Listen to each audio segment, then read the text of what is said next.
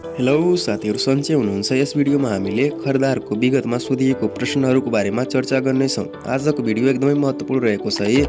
महत्त्वपूर्ण कसको लागि त?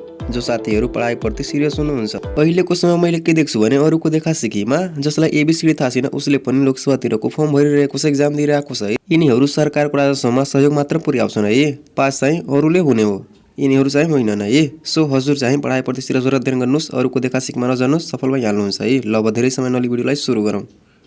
पहिलो प्रश्न, कोरोना भाइरसको सुरुवात कहाँबाट भएको थियो?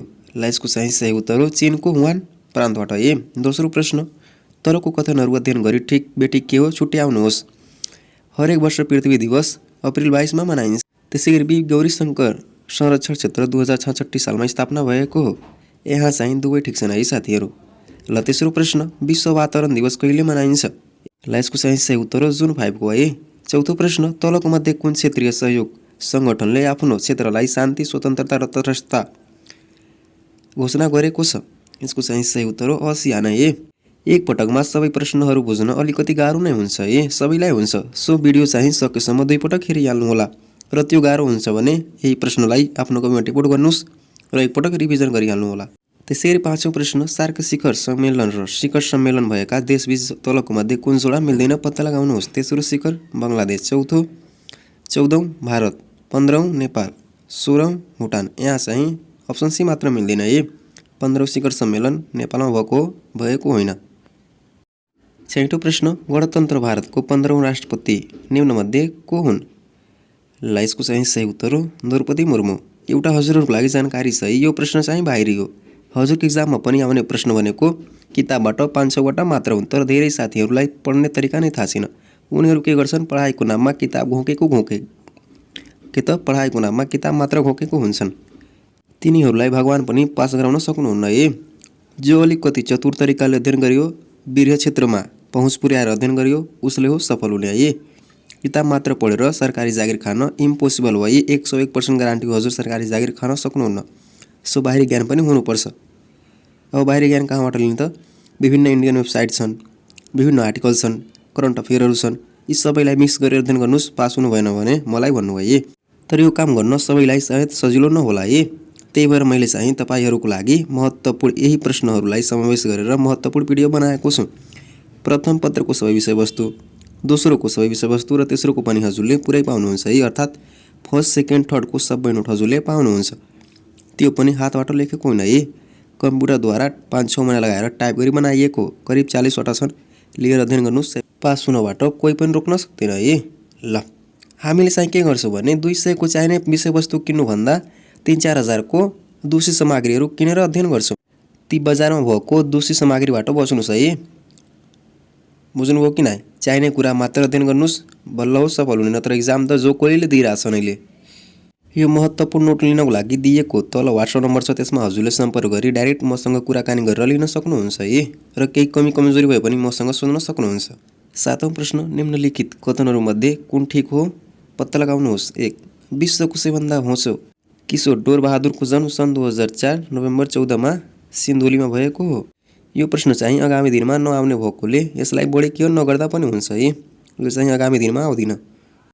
लोकसेवामा 2 वटा ग्रुपको व्यक्तिहरू एक्जाम दिन्छन्, एउटा 90% भएको, एउटा 10% भएको। 90%ले के गर्छन्, बारम्बार एक्जाम दिन्छन् तर पास हुँदैन। ती बचेका 10% विद्यार्थीलाई मात्र थाहा हुन्छ है के पढ्ने, कहाँ पढ्ने, कसरी पढ्ने, के पढ्दा पास भइन्छ, के पढ्दा टाइम पास मात्र भइन्छ।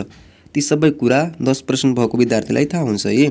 तपाईँ पनि 10%मा पढ्नुहोस्, 90%मा नपढ्नुहोस् है कि बारम्बार एक्जाम मात्र दिने हो। पढाइको साथसाथै मोटिभेसन पनि चाहिन्छ है। सो मैले एक सिनेमा मोटिभेसन हजुरहरूलाई दिइराखेको हुन्छु। ल 8औं प्रश्न, राष्ट्रिय जनगणना 2078 को लोगोमा तलको मध्ये कुन नारा उल्लेख गरिएको छ?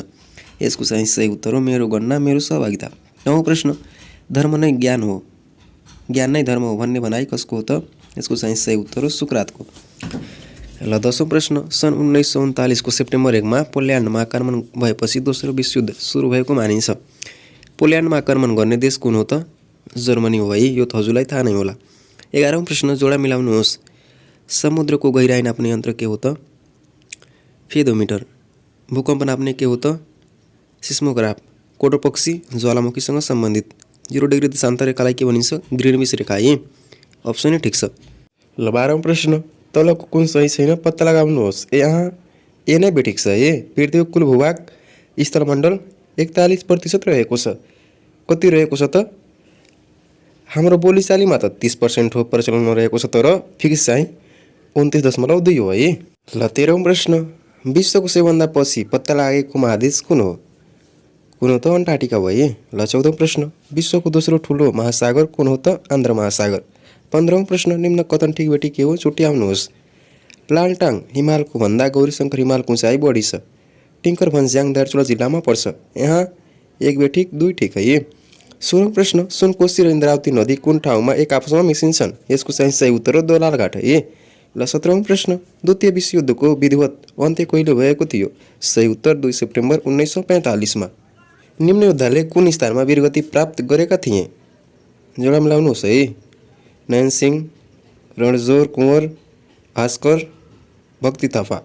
यसको चाहिँ सही उत्तर हो अप्सन डी है। समयको सदुपयोग गर्नुहोस्, स्मार्ट तरिकाले अध्ययन गर्नुहोस् है, बल्ल हो सफल हुने। बुझ्नु हो कि नै? अलिकति पढाइको साथसाथै यी बाहिरी कुरा थाहा हुनुपर्छ है। पढेर मात्र पास भइदैन, यो लोकसेवाको इक्जाम हो, स्कुलको इक्जाम होइन। जे पायो त्यही लेखेर आयो, नसिबले पास भयो। यहाँ नसिब पनि चल्दैन है। मैले आफ्नै एरियाको कुरा गर्दा मलाई हेरेर कम्तीमा 200 जनाले देखा सिकेमा अब चाहिँ लोकसेवाको तयारीमा लागेको छन्। तर एकजनाको पनि यसले चाहिँ प्रथम पत्रमा नै पास भएको छैनन् है। कि त प्रथम पत्रमै पास भएको छैनन्। किन भएको होइनन् त? उनीहरू देखेर त फर्म भर्न पाएन, तर देखेर अध्ययन गर्न पाएनन् है। देखेर अध्ययन गर्न पाएनन्। उनीहरू के सोचेन भने यसको नाम निस्क्यो भने मेरो पनि त निस्कन सक्छ।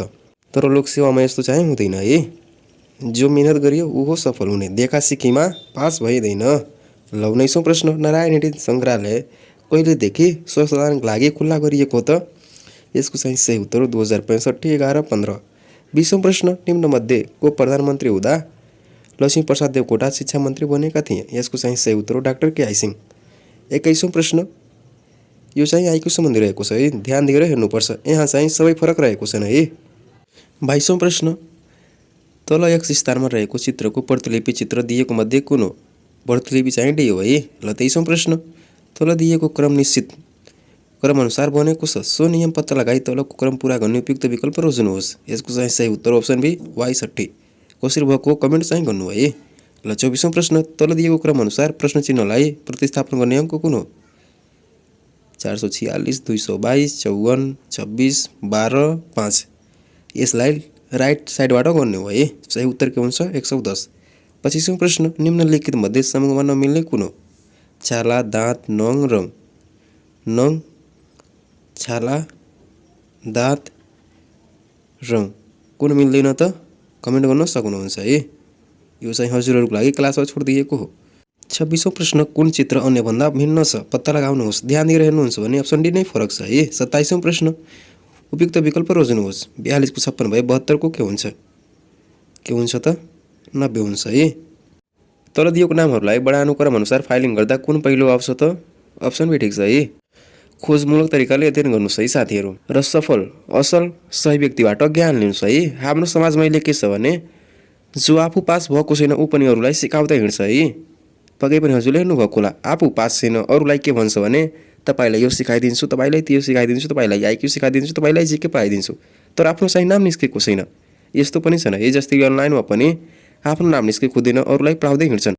31औं प्रश्न, बद्रा दिवसको निर्माण कसले गरेका थिए? यसको चाहिँ सही उत्तर हो राजा नरेन्द्रदेव। 32औं प्रश्न, पानीको घाम नामक साहित्यिक कृतिका लेखक को हुन् त? यसको चाहिँ सही उत्तर हो अमन्यु पाने।